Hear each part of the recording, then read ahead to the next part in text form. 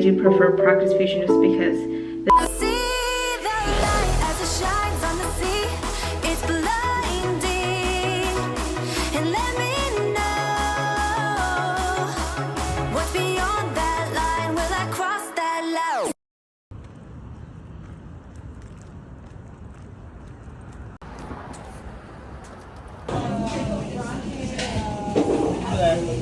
Can I get a straw, please? There you go. Thank you so much.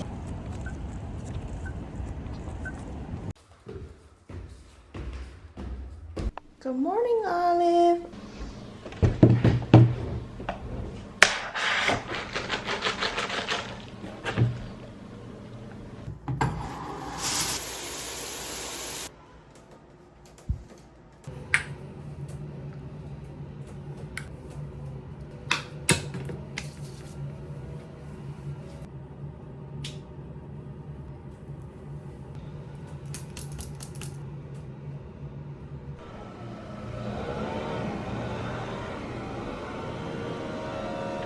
Good morning. I'm gonna get some water. Hold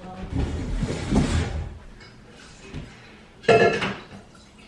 Can't forget my hydration. Good morning, everyone. Welcome to another video. Welcome to another vlog. For those of you who don't know me, my name is Jasmine. It is currently 8:35 right now, and a lot of you really enjoyed my last work from home vlog, so I wanted to film another one for you all. And so in the morning, I usually wake up pretty early, mostly because I have to feed Olive. And we wake up usually around like 6:30, feed her, walk her around a little bit.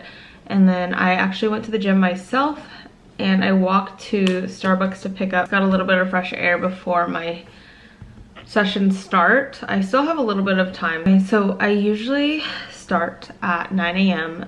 depending on when my first patient is. So I talked a little bit about it in my last video, but I am a W-2 for this job, which essentially means that I am an hourly worker as opposed to a lot of NP jobs are 1099. I actually got a 1099 job recently. Don't know how it's gonna go because it's a telehealth platform, and I am seeing that they outsource a lot of their staff, so it's kind of hard to get in touch with them because they're on a different time zone. So I don't know how that's gonna end up working out. We will figure it out. I've been working here since October of last year, so not very long at all. Yeah, I have my first session at 9 a.m. and I see that she already checked in. Another one at 9:30. I have a follow-up at 10. I believe this is 10. I think they just messed up. And then I have a new patient at 11. And then I have lunch. And then I think my 1 p.m. canceled. 2 p.m. I have a new patient. 3 p.m. One of my colleagues is on leave, so I think I'm just taking over some of his patients for his follow-ups. So the platform that we use is called Office Ally. I'm not very partial to it. I personally really like Practice Fusion a lot more. I think that's a more expensive EHR. I've noticed a lot more smaller companies use Office Ally as opposed to Practice Fusion, but I do prefer Practice Fusion just because the templates are essentially inputted, whereas on Office Ally, I am copying and pasting from a Word document. I've gotten pretty acclimated to it now, so I'm able to do it in a timely manner, but it's still something, you know, something that you have to take into account. It's kind of like how when I was in bedside, I had started off with Cerner, and I thought it was an okay platform because I had really no background of things like Epic, which is the EHR that Kaiser uses now. So when my colleague's patient is on fluoxetine, and they were suggesting for him to go on TMS, and then TMS is what our main stake is. So it's essentially a non-invasive magnetic pulse that stimulates the brain. It essentially targets the portion of your brain that's inactive, treatment-resistant depression. And there's a lot of literature that does support this. What I've realized is the younger the patient, the less likely they want to do TMS. The big part of TMS is it's a huge time commitment. And a lot of the times you have to come in like 4 to 5 days a week. And that's what the literature supports to expedite the therapeutic effects. So if we only do like 2-3 days a week, I always suggest doing 5 days a week. But that's, realistically speaking, it's so difficult. It's so difficult to come in 5 days a week. That's a full-time job. And what we do offer is temporary leave, because usually, essentially, it's like disability for patients so that they're able to take time off of work, school, etc. To me, I've noticed a huge impact for patients who are retired. And I don't know, here's the thing. I think a lot of it also is the fact that they're back into a routine, as opposed to, you know, some of my patients who have tried it, they just go into retirement and they feel so like empty, essentially. They feel like they're so stagnant, because imagine going in a 9 to 5 for 30, 40, 50 years and then all of a sudden you just stop. So that sense of routine is essentially gone, but having this TMS 5 days a week gives you another sense of routine. There's something that I have to do, I have to go in, come back home, do, you know, go about life. But I think it's also the routine that helps some patients who are older folk, and it does get them out of the house, which I'm happy about. Also, another thing, TMS is only like a 20 to 30 minute treatment, usually 5 days a week, for 4 to 6 weeks, which is long. It's very long. The good thing is, if you have tried already 2 antidepressants, you're considered treatment resistant and you're able to get it covered by insurance. So on my last video, I wanted to answer some of the questions that you guys had on here. Miss Elise says, I graduate from the same school this April. Thanks for sharing. Oh, it's what I talked about, and I'll preface this again because I really do strongly believe that you should keep your RN job, even if it's just per diem, while you're becoming an NP, because a lot of the time, especially for a 1099 worker, your pay is not as high as you think it's gonna be. So I strongly believe keeping that financial, you know, like stability while you can. Kin Hwan, I'm not sure if that's how you pronounce it, but says, did you have psych experience or some sort of psych experience before you entered the program? I did not. The only experience that I did have was the experience that I had as a psych tech, which I guess does count as experience, but it was an inpatient locked unit as opposed to what I do now, which is an outpatient telehealth. Did you have, also did your program provide clinical placement? Ours did and didn't. My first clinical placement, they actually did pair me with actually a really good doctor, but I actually had to find my second preceptor on my own, and I feel like I got really lucky that I was able to find a really good preceptor in both scenarios. The thing is, I feel now that it's very impacted with the amount of students, and we're only allowed well, I'm not allowed to, because I'm not allowed until I finish my 1 year, but NPs are only allowed to take NPs are only allowed to take 2 students at a time, and sometimes we have like an influx of students who need preceptors, which is really unfortunate that the universities don't, you know, extend more help with that. But overall, I think my clinical placement wasn't as stressful as I thought it would be. Again, someone asked if I had psych experience as an RN. I did not. I don't think it is that difficult.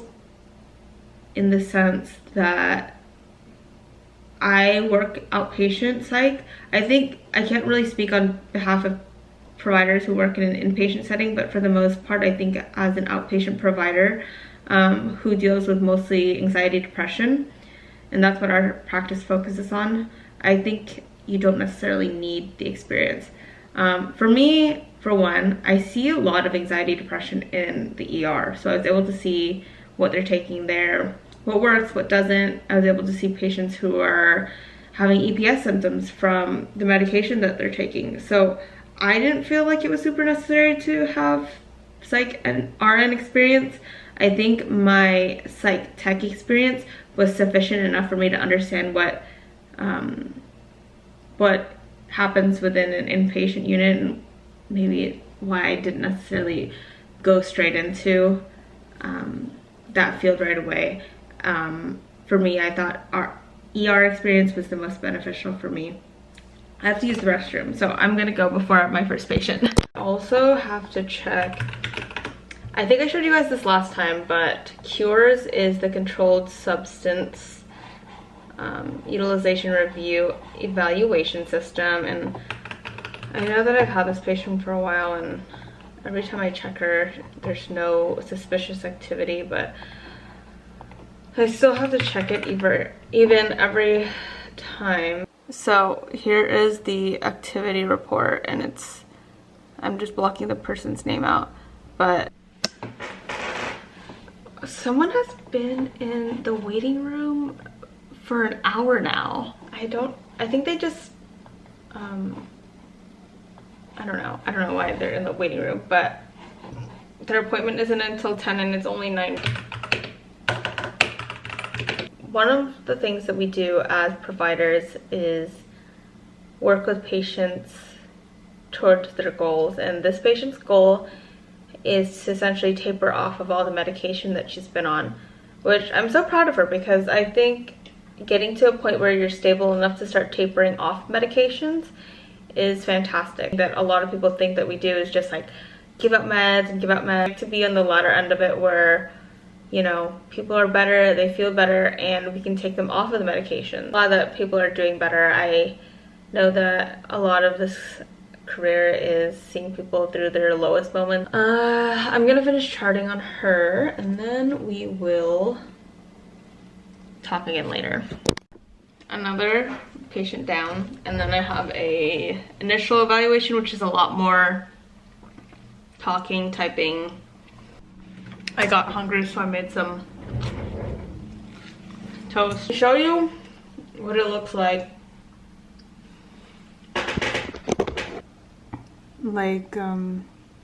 This video was conducted through Zoom. I have to copy and paste it. I need to turn on music or something. It's so quiet in here. I am just gonna finish up charting. It's 11. Ooh. I'm just gonna finish up my charting. It's like 11:45 right now. I don't know. I need to open a window or something, because too much CO2 can cause you to be lethargic. But it's just sometimes like so loud. But you'll see my dog wander back there. She is scavenging for whatever reason. She does not want to hang out with me right now. But why doesn't Olive ever smile? You know how like dogs will go like and like smile at you? She never smiles. I don't know if that's just like her being a puppy and like her tongue just hasn't dropped, but she never opens like her mouth to smile. Okay, so I'm currently clocked out for lunch. I'm gonna grab some food. It's very dark in here also. I don't know what it's all about. Just so she can walk around. I'm gonna go from here. Another thing that I implemented is I don't drink caffeine after noon because it affects my sleep, and we are sleeping at 9:30, 10 nowadays. So I'm gonna put this in the fridge for tomorrow. This is lunch. It's nothing too crazy. It's literally just leftovers. So I've been taking these vitamins. I don't know who just messaged me, but I've been taking these vitamins. They're not like super good for you. but they're better than nothing. And since there's a bunch of respiratory viruses going around, I need to get my immune system up.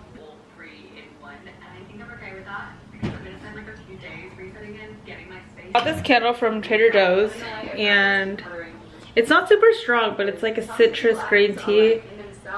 I do really like it. Look, my QC checked it. But it's the, what is this called? I don't know what kind of wick this is. It's like the one that flickers. I'm gonna do some dishes because I like to have a clear sink. A clear sink is a clear mind. So I figure that's how it's gonna go. I'm gonna clear these. Come here, baby. Let's comb you out. She hates being combed, but we have to do it. We have to. She's a multi-poo, so if they get matted, they have to shave it all off. She hates being combed though. I don't know what her problem is. I'm gonna go walking after this. Sometimes I feel so trapped in here. I'm debating if I want to take my last appointment downstairs just to like get out of the house. We have a little conference room, so I might just walk down there, see if there's anyone, and then take my last appointment in there. Because I'm kind of just tired of doing this here. And we do pay for the amenities here. You might as well use them. It's currently almost 4 p.m. I have my very last patient for the day. And I just want to close out this vlog and say thank you so much for watching. If you enjoy these work from home vlogs, don't forget to comment down below any questions that I didn't answer. You can shoot them down below as well, and hopefully I'll answer it in the upcoming vlog. But I'm trying to get into the habit of vlogging every week this year, so don't forget to subscribe and like this video, and I will see you guys in the next vlog. Also, don't forget to follow me on social media because I've also been posting more on TikTok as well as Instagram, Snapchat. So, bye guys.